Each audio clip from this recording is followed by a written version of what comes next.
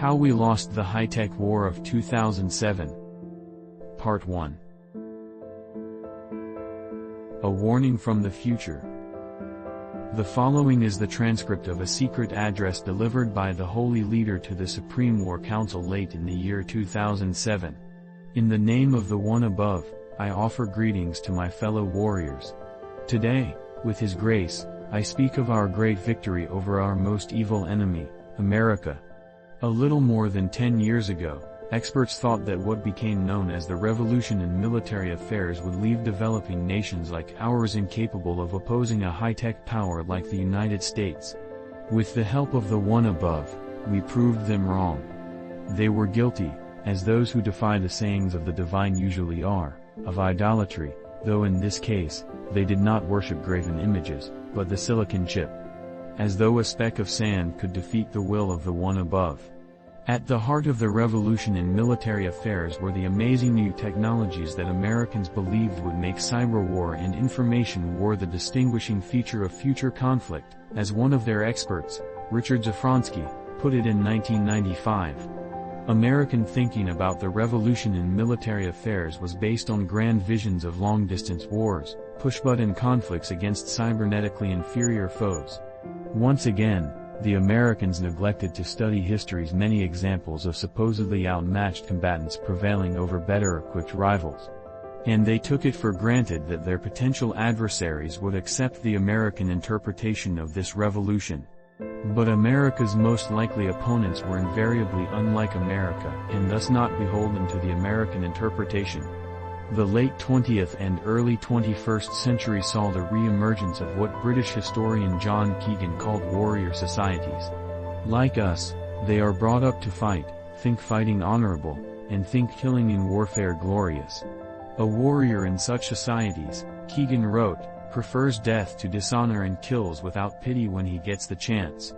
The Americans ignored a warning from one of their own. Major Ralph Peters wrote in 1994 that the new warrior class already numbers in the millions. Peters wrote that, America will often face warriors who have acquired a taste for killing, who do not behave rationally according to our definition of rationality, who are capable of atrocities that challenge the descriptive powers of language, and who will sacrifice their kind in order to survive. Too many Americans assumed that warrior societies like ours lacked the sophistication to integrate new technology into a war-making doctrine that could defeat the United States. They neglected those, like Donald E. Ryan, who cautioned that even technologically backward societies have a nasty habit of devising strategies to offset America's high-tech superiority. Moreover, that superiority was never as great as the Americans hoped. The cyber science that fueled the revolution did not require the mature infrastructures needed to produce traditional war-fighting platforms like ships, planes, and tanks. With such platforms, the First World's military power once dominated global affairs.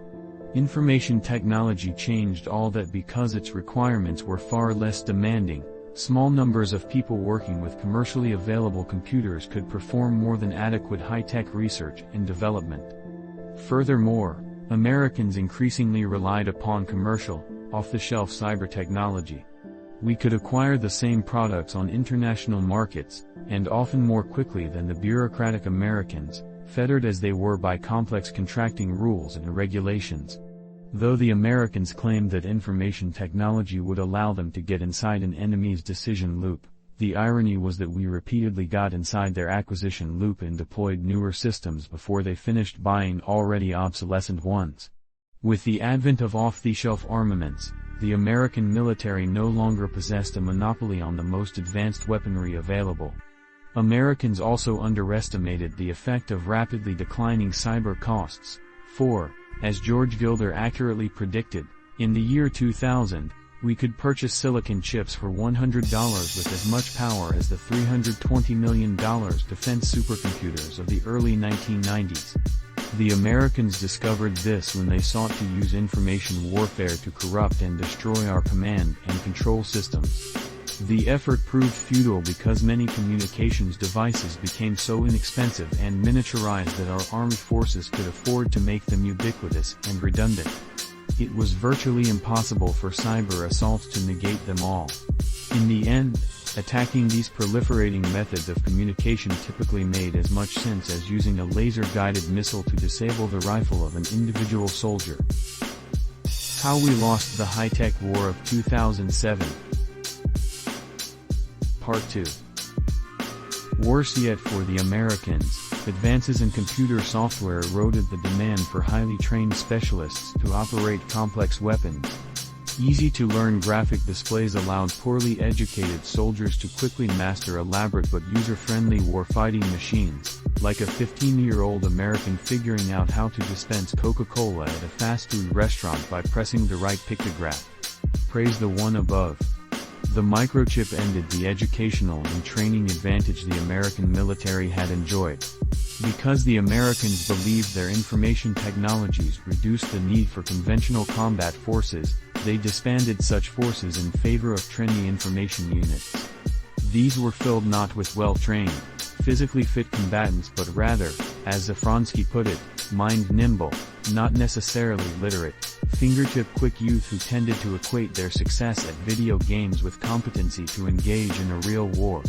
Thank the one above, the easy capture of a few of these self-styled digital warriors yielded a treasure trove of intelligence data. We found we could contend with the light, supposedly high-tech combat units that completed most of America's remaining battle forces. Since we no longer had to concentrate our forces to oppose the now-defunct armored formations that dominated the First Gulf War, we took our cue from methods used by the North Vietnamese against the Americans. We dispersed our army into small, mobile combat teams that combined only when required to strike a common objective. Not only did this make our troops harder to find, but it also forced the Americans to expend their limited number of precision weapons on what were often tiny groups of soldiers. In any event, we decided not to worry too much if we could not always match the high-tech equipment of the U.S. military. We consoled ourselves with the knowledge that reliance on cyber systems was not an unqualified virtue. The prescient Ryan noted that technologically advanced, information-intensive military organizations are more vulnerable to information warfare simply because they are information-dependent. Besides, our technical deficiencies inspired us to innovate, approaches overlooked by the gadgetry-obsessed Americans. For example, we viewed the technology-spurred globalization of the news industry as a means of making war. By the mid-1990s, international news organizations using the latest electronic wizardry no longer had to depend on government help in war zones. Operational security became impossible as news groups launched information gathering and communications satellites, monitored proliferating internet transmissions, gave their reporters self-contained communications suites, and even flew their own unmanned aerial reconnaissance vehicles to transmit real-time views of battle areas. This precious information was, of course, available to us. We did not need to build costly satellites or even pay spies. Instead, we could rely on the free flow of data. The Americans rarely achieved the political consensus to interfere with these modern news-gathering techniques. Furthermore, whatever patriotic or legalistic pressure the Americans could bear on their domestic news people was wholly ineffective against scoop-hungry foreign reporters. The technology-empowered media made information equality, not information dominance, the key to the revolution in military affairs. For example, when the U.S. tried their pathetic cyber-based psychological operations to mislead our people, the world press quickly exposed decisions they made. And we were confident we could influence the American public and its poll-sensitive decision-makers. Studying the Vietnam conflict, we were heartened by the remarks of a former North Vietnamese commander, Nguyen Tin. Support for the war from our rear was completely secure while the American bottom was vulnerable. The conscience of America was part of its war-making capability, and we were turning that power in our favor. America lost because of its democracy. Through dissent and protest, it lost the ability to mobilize a will to win. Our strategy was to make warfare so psychologically costly that the Americans would lose their will to win. To do so, we freed ourselves from the decadent West's notions of legal and moral restraint. And why not? Their so-called laws of wars were conceived by the First World to keep our people oppressed. Furthermore, their law presented no deterrent because the West demonstrated over and over that it lacked the conviction to enforce it. No, my friends, the one above called upon us to use every tactic to defeat the cyberscience that the Americans thought would make them so superior. We would rather be feared than respected. With that in mind, we found that the radical changes in news gathering and reporting allowed us to develop a strategy to exploit America's growing fear of casualties. We carefully noted how this obsession enabled far weaker adversaries to defeat the so-called superpower. The deaths of 18 American soldiers in Somalia, followed by the telecast of a U.S. soldier's body dragged through Mogadishu streets, caused a public outcry that forced a humiliated America to forsake its policy objectives. Similarly, the specter of casualties was enough to delay intervention in Bosnia in the 1990s despite the occurrence of outright genocide. The exasperated columnist George Will wrote that the West almost preens about having become too exquisitely sensitive to use force against barbarism. Thus, it became part of our strategy to capitalize on television's power to influence decision-makers by aiming to wage war in the most brutal and public way. This strategy fits our warrior nation well. Countries such as ours, organized around mighty ethnic, religious, or cultural forces and frequently endowed with potent internal security forces, are much more resistant to vacillations in public opinion than are the diverse, pluralistic democracies of the West. Because our people truly believed in America's wickedness, it was not necessary to hide our ferocity. Instead, we used ruthless tactics openly to intimidate the American people and break their resolve. The revolution in military affairs did not, therefore, make warfare less murderous. War never developed into the almost genteel electronic exchange that some foresaw. On the contrary, with our strategy, it became more savage than ever, at least in the eyes of the many Americans who, in previous conflicts, had been spared the unedited, real-time virtual battlefield presence that the new communication nets allow. Families at home could now watch and hear their loved ones die. Such hideous experiences destroyed predictions of non-lethal conflicts made by over-enthusiastic cyber prophets. Those absurd forecasts, combined with the memory of a nearly casualty-free First Gulf War, caused many Americans to conclude erroneously that the occurrence of any casualties was irrefutable proof that a campaign was inherently flawed and should, therefore, be abandoned. We expected that the U.S. would try to wage this supposedly bloodless war by attacking us afar with cyber arms. Only the soft, convenience-loving West would think that the loss of electrical power or phone service would stop us. Techno-offensives that cripple civilian systems do not deter us. After all, our people are accustomed to far worse. To counteract the effectiveness of cyber attacks on our military forces, we trained them to operate autonomously if normal communications were cut. We used runners, low-tech signaling devices, and even coded statements of our leaders, broadcast on international news programs, to coordinate actions until contact was restored. As a last resort, our forces struck pre-planned targets, martyring themselves when necessary. Our primary aim, after all, was to cause casualties among the Americans. We knew we would have the chance.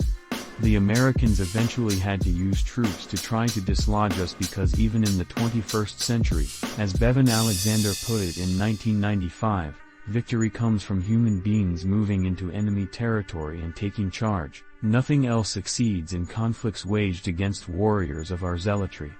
We anticipated, however, that the U.S. would first attempt to weaken us with its air power. Our analysis showed that we could not stop their high-tech aircraft from hitting anywhere in our country. To find a way to protect our key facilities, we once again examined the history and recalled how Somali gunmen had effectively used their wives and children as human shields. We also remembered that after the uproar following the bombing of the Al-Firdos bunker during the First Gulf War, when hundreds of Iraqi civilians died in an attack on what the Americans mistakenly believed to be a command center, very few strikes occurred against Baghdad. The Americans feared, rightly, we believe, that the spectacle of their pilots killing innocent civilians would be too much for their public and world opinion to bear. Since our doctrine called upon us to present the Americans with moral conundrums that would complicate their efforts to attack us, we fully integrated our military infrastructure into civilian areas. We buried major command posts and logistics bases below schools, hospitals, apartment complexes, and even places of worship.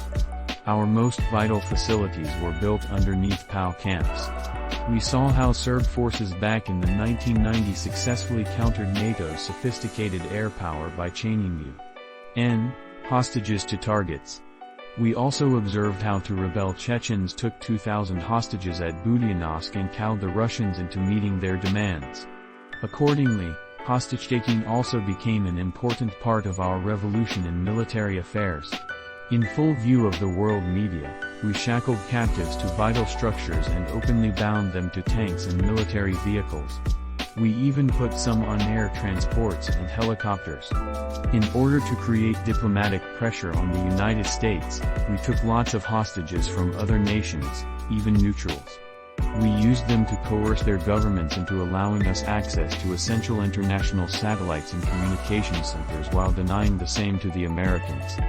We also made a concerted effort to take hostages from militarily weak nations so that America would not gain valuable allies. Time and again, our efforts earned a bonus.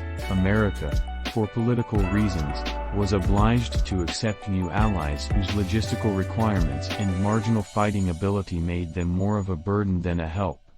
We constantly looked for imaginative ways to turn our technological shortcomings into decisive strengths. With material and expertise gleaned from governments hostile to the U.S., as well as help from criminals in the former Soviet Union, we were able to assemble a handful of crude nuclear devices by 2006. But America's powerful information technology weapons left us without a reliable way to deliver the bomb. Their F-22 fighters, theater missile defenses, and ultramodern hunter-killer submarines were systems we could not realistically overcome. Ultimately, however, we found a way to use our nuclear weapons against America. Many of you have confused expressions on your faces. You are thinking, it was the Americans, not we, who used nuclear weapons in the Great War. Yes, our military city was destroyed by an atomic attack that killed 30,000 of our people. Sadly, it was the will of the one above. But my friends, it was not an American weapon that exploded. It was our own. I will explain. In warrior cultures such as ours, nothing is more glorious than dying in battle. For many non-Western peoples, and for us, martyrdom and self-sacrifice are cultural totems more valued than self-preservation. Accordingly, we allowed the people of our military city the honor of dying for our cause. It was the will of the one above. Shortly before the start of the war, we deployed a nuclear device to the military city hidden in an ambulance, protected from air attack by its red crosses. Next, we induced the Americans to strike by constructing a genuine biological warfare laboratory in the heart of the city, realizing, of course, that their state-of-the-art intelligence sensors would easily identify it. Predictably, the Americans sent their stealthful F-117 bombers and cruise missiles against the laboratory. Several journalists reported the progress of the raid on live TV just as the Americans dropped their bombs. We secretly detonated our atomic weapon. The spectacular fireball vaporized everything for miles, all to the horror of a global broadcast audience numbering in the hundreds of millions. The world reaction to what was thought to be an American first use of nuclear weapons was universal condemnation. The Japanese were especially appalled. Not only did they cease contributing to the effort against us, but they also began systematically withdrawing billions of dollars invested in American bonds. U.S. financial markets panicked, and the American economy fell into chaos. Other essential members of the world community turned against America as well. Of course, the United States vigorously claimed innocence. But few believed its government, even among the nation's people. Clearly, Americans had grown so cynical of their government that they were quite willing to believe it was capable of anything. How we lost the high-tech war of 2007 Part 3. Political dissent soon burned at the fabric of American society, and we managed to inflame that controversy even more. We told the press that we would retaliate against American pals for the nuclear attack. As you know, this was the first major war in which America deployed large numbers of female combat soldiers. To carry out our plan, our fighters captured a few dozen. The Americans believed their nation could endure the sight of women as pals. Perhaps they were right. Whatever the case, America was shocked by what we did next. We used our infamous Boys Brigade to rape the women and then amputate their limbs and burn their faces. Though we let them suffer terribly, we were careful not to kill them. We told the world that our women suffered much more in the atomic catastrophe. The events surrounding the 50th anniversary of the destruction of Hiroshima taught us that the condemnations would be few. We saw how many people, including many Americans, overlooked Japanese atrocities during World War II to denounce the American use of the bomb to end the war. We likewise portrayed ourselves as nuclear victims and gained a surprising amount of sympathy despite our acts against the prisoners. We then returned the PALs to the Americans. We said it was a humanitarian gesture. We converted the repatriation into what they called a media circus. In no way did we try to hide what we did. To the contrary, we advertised it, using video clips on the internet, as a warning of things to come. However prepared the Americans thought they were to see their daughters come back in body bags, they were not ready to see them returned home strapped to wheelchairs, horribly mutilated, and shrieking in agony. Traumatized relatives frantically demanded the removal of their wives and daughters from the combat zone, and those demands were swiftly met.